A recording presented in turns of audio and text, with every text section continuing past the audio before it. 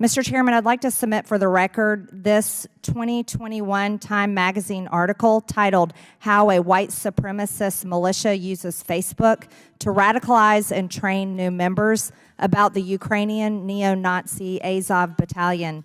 Without objections ordered. Thank you.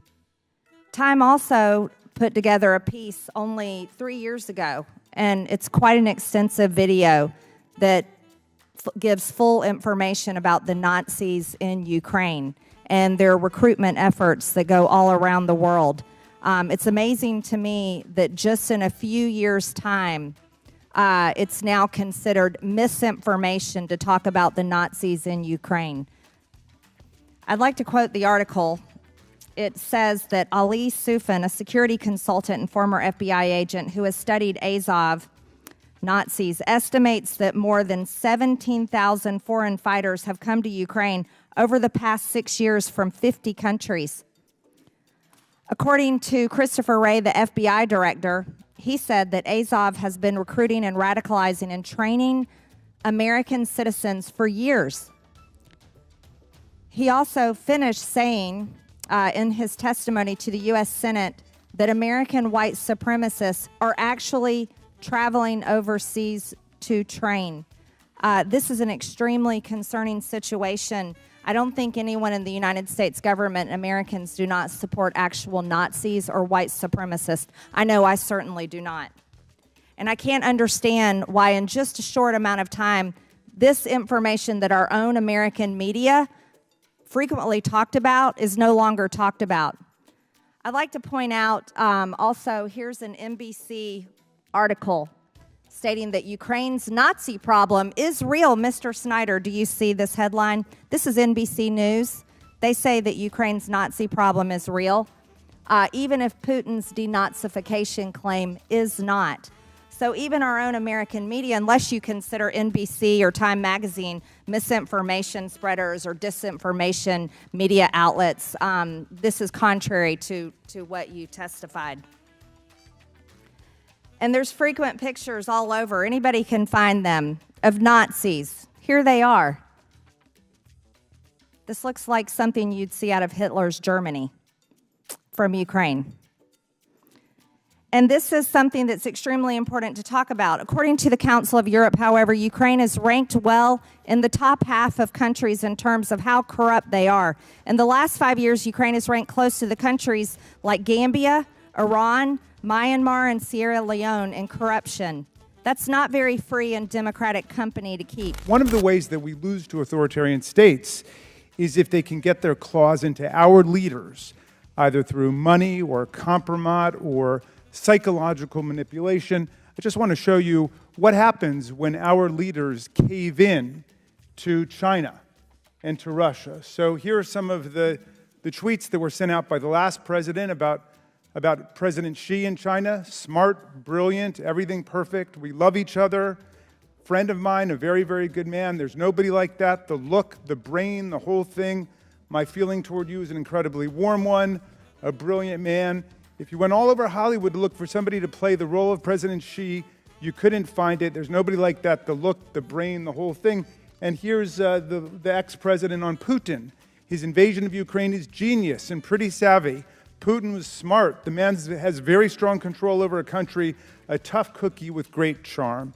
So we need some democratic self-respect in order to combat the propaganda. And I am also happy that we saw today a few members actually demonstrate what propaganda running through American politicians looks like. Thank you for calling this very significant and important hearing, Mr. Chairman. I yield back to you. It is genuinely funny how much Marjorie Greene clearly hates Jamie Raskin. Mr. Chairman, I yield back. Will the gentlelady yield for a question? No, I will not yield to one of your stupid questions that are always attacking me and attacking President Trump. How about a mediocre question? No, I don't want it. I do not want an your excellent question. No. A smart question. No, my time. An intelligent question. You have no smart or intelligent questions. Chair now recognizes Mr. Garcia for 5 minutes. The gentlelady, I think, said something about the Russian hoax or Russian collusion. I accept the heckling, Mr. Speaker. That's all right. Because if she wants to continue to stand with Vladimir Putin and his brutal, bloody invasion against the people of Ukraine, she is free to do so. And we understand there is a strong Trump-Putin axis in the gentlelady's party. She wants to continue to stand with Vladimir Putin and Donald Trump. That is her prerogative. But please do it on your own time. Our colleague from Georgia has introduced before pornographic exhibits and displayed things that are really not suitable for children who might be watching. And bathing suit's not suitable, Mr. Raskin? Well, I'm saying I would like the member to be instructed to not introduce any pornography today, at least without running it through the chair bathing first. suit is not pornography, Well, we Mr. can't Raskin. see it from down there, so you didn't make it available to the minority before you started. Seen it before. It's on the internet. It's everywhere. You are submitting a naked woman's body. This is a bathing suit.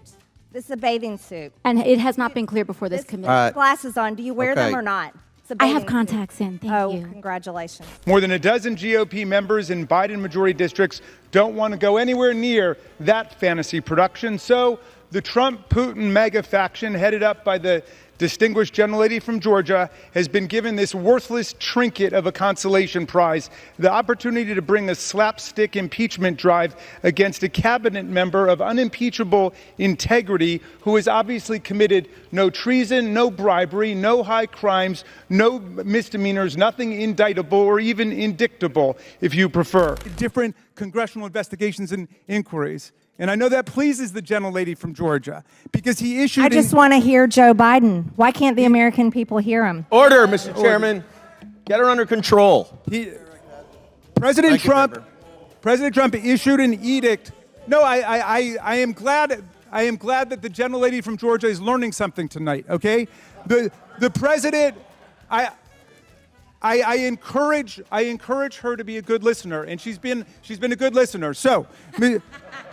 Now, of course, both Representative Raskin and Jasmine Crockett have been out there scoring hits, banger after banger, for months now, if not years in the case of Jamie Raskin. But combined with Joe Biden stepping out of the race and Kamala Harris stepping in as the new queen of the Democratic Party, it really feels like the Democrats finally have some bite. And perhaps it's no wonder that people like Raskin and Crockett are the ones doing it in the House. They're lawyers. They know what to do. They know how to land these hits. But much more important than the success of their attacks, the success of the way they set things up, seemingly perfectly made for the points they try to deliver in these hearings and the social media clips that come out of it, is that this is not Marjorie Greene and this is not Lauren Boebert. This isn't just swings and misses where you try to be sassy or you try to be cruel or something like this. They actually do the research. They understand the material. They have the facts on their side. And when you have a well-crafted argument that is founded in the actual facts and you know how to deliver it, you have that sort of natural performative thing, then that creates pure gold and we enjoy it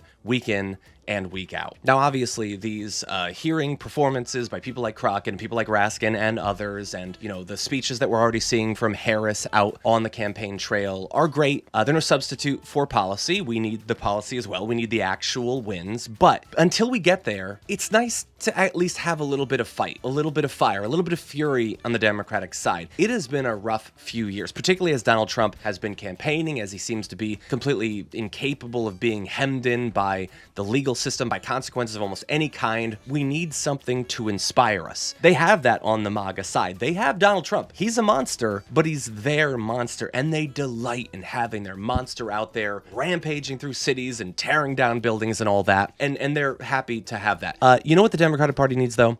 In the face of this monster, they need a monster slayer. And I don't know for sure at this point that Harris is that person. But if she is, if she could slay that monster, and in particular, if she could do it live on a debate stage, well, I don't know if there's much more I could ask for.